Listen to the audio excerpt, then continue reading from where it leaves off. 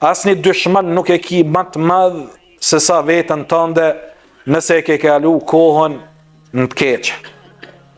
Dhe secili prej neve duhet vetëdijsohemi për rëndësinë e kësaj kohe, të cilën Allahu na e ka dhënë dhunti, sikur që do të shohim gjatë ligjëratës, na e ka dhënë kohën e lirë si dhunti të madhe, po shumë prej neve nuk jemi të vetëdijshëm për këtë mirësi të Allahu Teala, andaj edhe nuk e shfrytëzojmë të mira ashtu siç ka kërku krijuesi i gjithësisë dhe krijuesi ynë. Allahu u betun kohën. Allahu Teala tha wal asr, pasha kohën. Innal insana lafi khusr. Vërtet njeriu është në humbje. Çdo njeri ka humb. Çdo person është në humbje. Për çdo moment që e kalon jashtë adhurimit të Allahu Teala, ta dim se secili prej neve jemi në humbje. Nëse e ke kaluar në të keqe, je në humbje, për arsye se ka me të ngarku ty.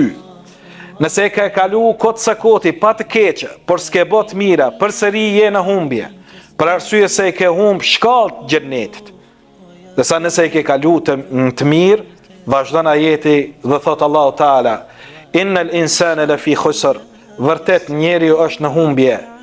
Të gjithë jara, illa alladhina amanu, jo, përveç atyre të cilët kanë besu, wa amilu salihat, edhe kanë punu vepra të mira.